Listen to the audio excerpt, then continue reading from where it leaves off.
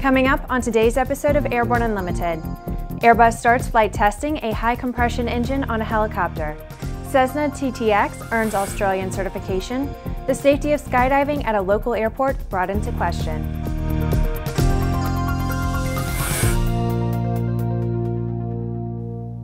I'm Bree Cross. It's November 12th, 2015, and this is Airborne Unlimited. Airbus Helicopters successfully completed their first flight test of the high-compression engine demonstrator aircraft earlier this month.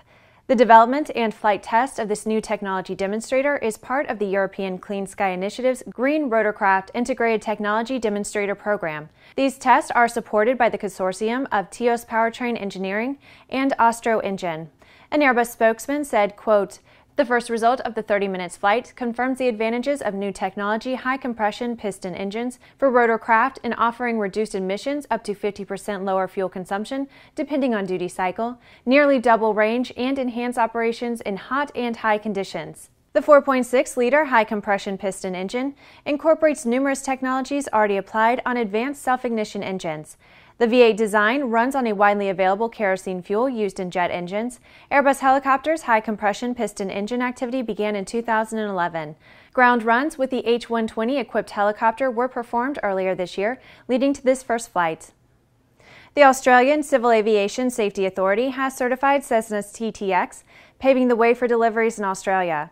Doug May, Cessna's Vice President of Piston Aircraft, said, quote, "With Australia's active general aviation population, we see great potential for the high-performance TTx," end quote.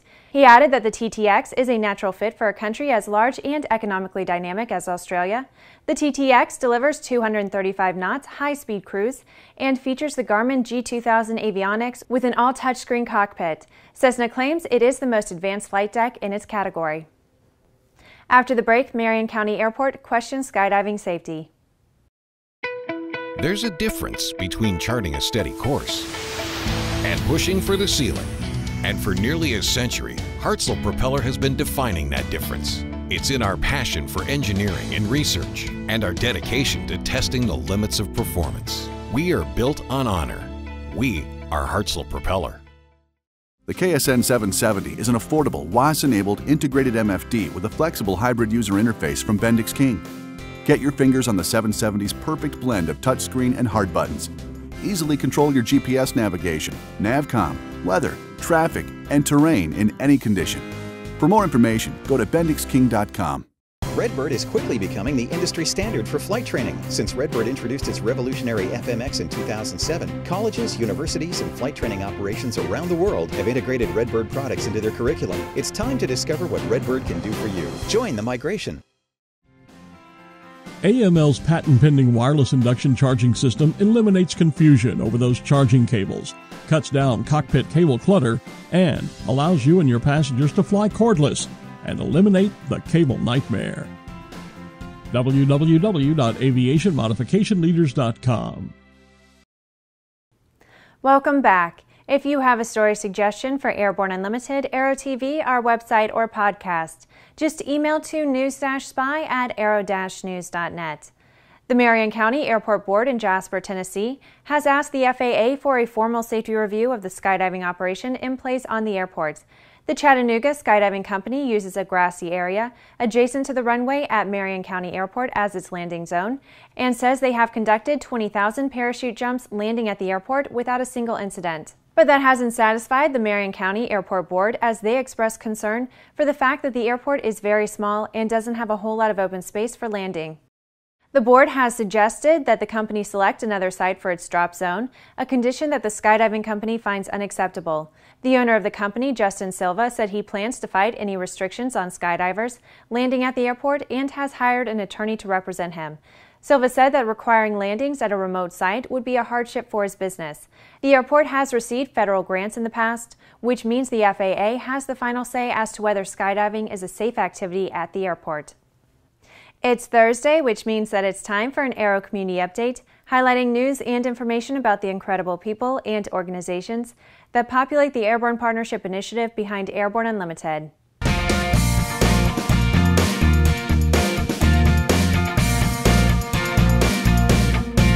When we started our 2015 Airborne Partnership Initiative membership drive, we were pleased to welcome aboard the Seaplane Pilots Association. Anyone in aviation who has ever watched a seaplane take off or land knows that there's something just a little bit magical about it. Whether you've long ago taken the plunge and are actively pursuing waterborne aviation, or you're a seaplane aficionado who simply loves the adventure and freedom of water flight, the Seaplane Pilots Association invites you to the most exciting realm of aviation. The primary mission of the Seaplane Pilots Association is advocacy. They are the voice of the seaplane community and represent the interests of seaplane enthusiasts on the federal, state, and local levels. It includes ensuring fairness and equality for seaplanes to share public waterways with all other user groups. Other key elements of their mission include safety, education, and environmental stewardship. If you're not already a seaplane pilot and would like to know more about the magic of seaplane flying, check out the Seaplane Pilots Association website. After these messages, a Doolittle Raider is honored.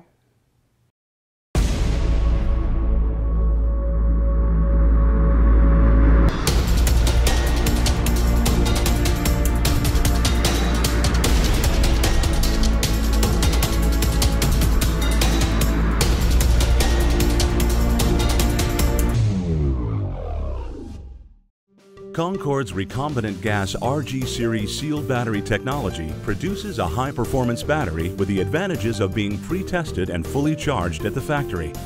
Find out more about Concorde's entire line of batteries at www.concordebattery.com.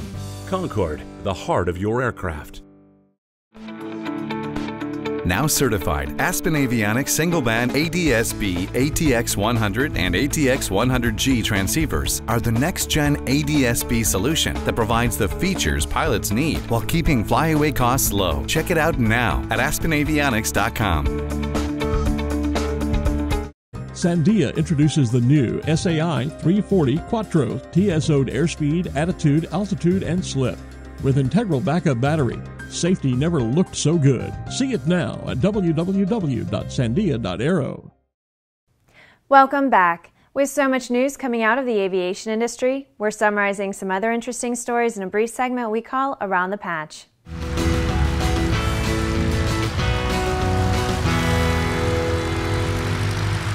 The Air Force honored Lieutenant Colonel Richard E. Cole, one of the two surviving members of the Doolittle Raiders. He was recently presented with a commemorative shadow box at a ceremony at the Pentagon. He was a co-pilot of one of the B-25s that made the historic flight. The Joint Aviation Command of the United Arab Emirates has selected the AW609 tiltrotor for search and rescue missions. Delivery of the first 3 AW609 tiltrotors are expected to start in the 2019 timeframe. The FAA has issued a special airworthiness information bulletin regarding grade UL94 aviation gasoline that meets the ASTM International Fuel Specification D7547. This fuel is also acceptable for use on aircraft and engines certified for UL94 avgas that meets ATSM specification D7592. An Up Aerospace Space Loft rocket carrying scientific and engineering experiments was launched late last week from Spaceport America in New Mexico. This launch represents Spaceport America's 24th overall launch and the 4th launch with NASA's Flight Opportunities Program payloads. Rockwell Collins President and CEO Kelly Ortberg has been elected to the additional role of Chairman of the Board. He succeeds Anthony Carbone, who will continue on the board and serve as lead director, a position he previously held. Well, that's it for today's trip around the patch. Now let's move on to the rest of the news. The former postal worker who flew an unregistered gyrocopter from Pennsylvania to the lawn of the U.S. Capitol through some of the nation's most restricted airspace may not serve any jail time for his actions.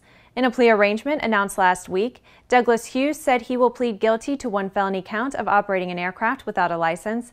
While the charge does carry a possible sentence of 3 years in prison, Hughes said he accepted the deal because his attorney can argue that he should not go to prison for his actions. He added that the part of the settlement that will really hurt is that they will not return his aircraft.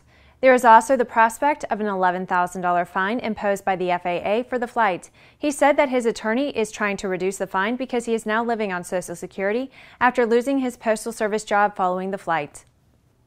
Well, that's our program for today. Remember to get comprehensive, real-time, 24/7 coverage of the latest aviation and aerospace stories anytime at aero-news.net.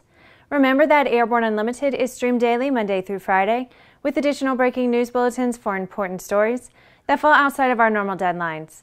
Please join us and a growing roster of over 100 outstanding industry associations and organizations every weekday for the best in aviation and aerospace news from the staff of the Aero-News Network, the aviation world's most comprehensive news and information resource.